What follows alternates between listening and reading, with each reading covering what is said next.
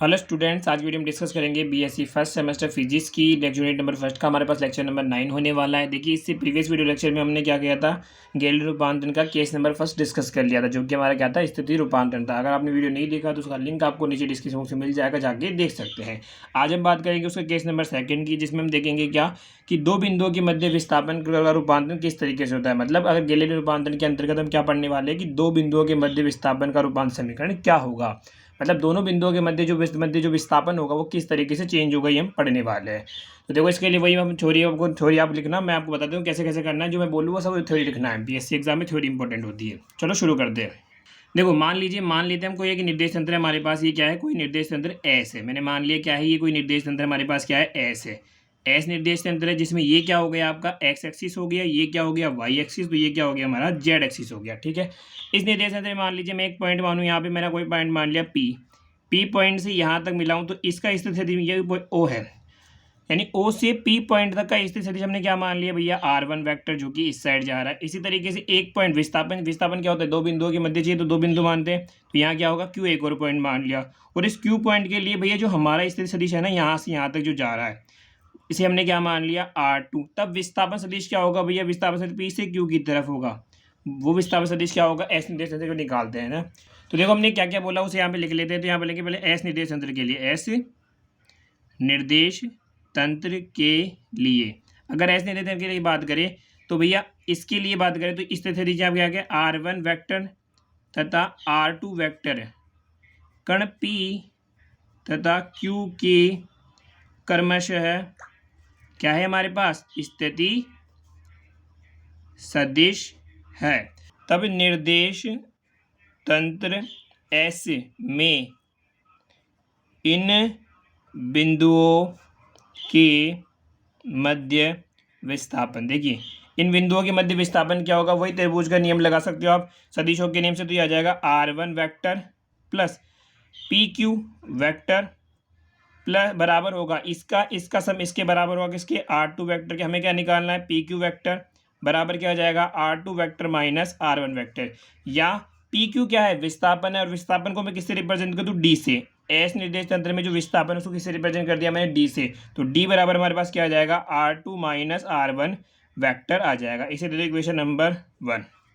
ये तो बात हुई किसके लिए, निर्देश तंत्र एस के लिए। अब देखिए हम गैलीलियो रूपांतर पढ़ रहे हैं, तो एक जड़त्वीय निर्देश तंत्र में निकाल लिया विस्थापन क्या है। अब हमें क्या चाहिए, दूसरा जड़त्वीय निर्देश तंत्र भी चाहिए, तो दूसरा जड़त्वीय निर्देश हम बनाते हैं। ठीक है, तो मान के चलो हमारे पास ये कोई नया निर्देश तंत्र बनाया हमने, ये इस तरीके से। ये कौन सा है हमारे पास, एस डैश है। ठीक है, तो एस डैश है तो ये हो जाएगा वाई डैश, ये क्या हो जाएगा आपका एक्स डैश, और ये यहाँ इधर आएगा जो क्या हो जाएगा हमारा जेड डैश हो जाएगा।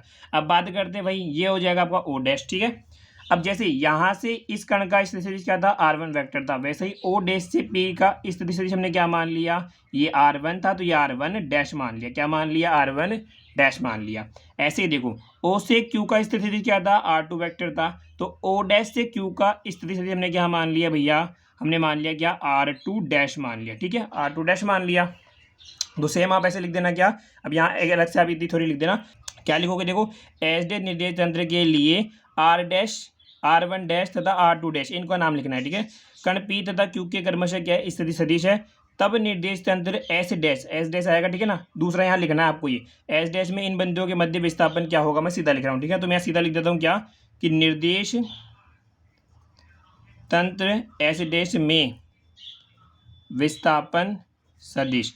देखिए इसकी प्रॉपर लैंग्वेज है ना, हमारे नोट्स में आपको मिल जाएगी, तो आप हमारे नोट्स ले सकते हैं चाहे तो, अदरवाइज आप यहाँ मैं बता रहा हूँ वैसे मैनेज कर सकते हैं। देखो एस डैश निर्देश विस्थापन सदिश क्या होगा, वही हमारे पास क्या रहने वाला है, PQ निकालना है, वही सदिशों का नियम लगाओगे। तो देखो ये वाला यानी कि ये वाला R1 डैश का वेक्टर, R1 डैश का वेक्टर प्लस PQ का वेक्टर बराबर किसके आएगा हमारे पास, R2 डैश के वेक्टर के बराबर आएगा। ठीक है, यहाँ से मैं क्या निकालना है, PQ निकालना है, तो PQ को मैं क्या कर लेता हूँ भैया, ये हो जाएगा R2 dash minus R1 dash vector आ जाएगा। या देखो एस निर्देश तंत्र के लिए विस्थापन क्या माना था, D वेक्टर, तो डैश के लिए क्या मान लेंगे विस्थापन को, D डैश वेक्टर, यानी D डैश वेक्टर हमारे पास क्या है, R2 dash vector minus R1 dash vector हमारे पास आ गया। इसको दे दो इक्वेशन नंबर हमारी सेकंड दे दो। ठीक है, यहाँ तक हमने दे दिया। लेकिन अभी ये देखो हमने कल एक क्वेश्चन पढ़ा था, अब आपको कल का लेक्चर पता होना चाहिए, कल हमने निकाला था क्या, हम जानते हैं। तो कल वाले हम यह लिखेंगे क्या, हम जानते हैं।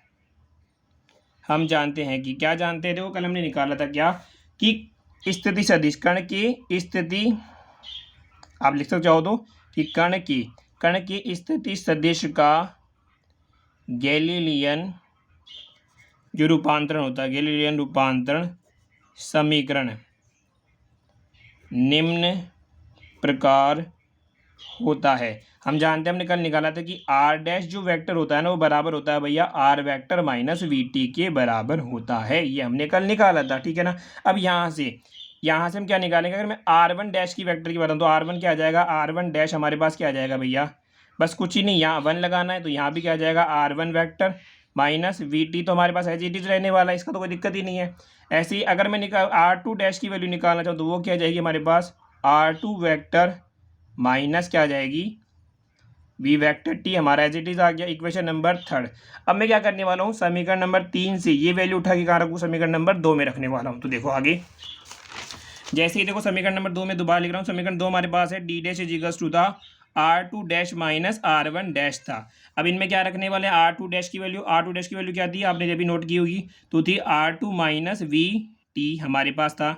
अब माइनस का साइन, आर वन डैश की वैल्यू क्या थी हमारे पास, r one vector minus v t, ये हमारे पास था। इसे ओपन करते तो आर टू वैक्टर माइनस ये आ जाएगा वी टी, माइनस का क्या आ जाएगा r one vector, minus minus plus का क्या आ जाएगा वी टी, प्लस माइनस ये कैंसिल हो गया, हमारे पास क्या बचा r two minus are one vector. अब देखो डी डैश की वैल्यू क्या है हमारे पास, r two minus are one vector. अगर आप ध्यान से देखो तो यहाँ देखो हमने इक्वेशन नंबर 1 में R two minus are one को हम क्या लिख सकते हैं, डी, समीकरण नंबर 1 से। तो मैं क्या लिख दूंगा भैया, तो डी डैश बराबर क्या आ जाएगा, मैं ये थोड़ी यहाँ लिख देता हूँ मैं कि देखो ये तो डी डैश यहाँ का रहा बराबर ये वाली वैल्यू किसके बराबर आ रही, डी से। कैसे लिखा, समीकरण नंबर 1 से हमने क्या लिख दिया कि डी डैश बराबर डी आ गया। अब यहाँ से क्या है हमारे पास निकल के आया कि जब गैलेलियन रूपांतरण में हम दो बिंदुओं के मध्य विस्थापन यदि निकालते हैं तो क्या रहता है भैया, कांस्टेंट रहता है, अचर रहता है। यानी क्या है कि निर्देश तंत्र अलग होने पर भी पहले वाले निर्देश तंत्र में जो उन दो बिंदुओं के मध्य विस्थापन था वही विस्थापन नए वाले निर्देश तंत्र में भी उन दो बिंदुओं के पीछे रहता है, चेंज नहीं होता है, ठीक है। तो आपसे एग्जाम में देखो क्वेश्चन भी पूछा जा सकता है, क्या क्वेश्चन अब नोट कर लेना, क्वेश्चन क्या पूछा जा सकता है कि सिद्ध कीजिए कि गैलीलियन रूपांतरण में दो बिंदुओं के मध्य विस्थापन या सदिश दूरी अचर रहती है, तब आपको ये वाला डेरिवेशन ही करना है। समझ में आया। चलिए आज की वीडियो में फिलहाल लेता ही, मिलते हैं नेक्स्ट वीडियो में। इसके हैंड रिटन नोट्स का लिंक आपको डिस्क्रिप्शन में मिल जाएगा, जाके आप डाउनलोड कर सकते हैं। Thanks for watching.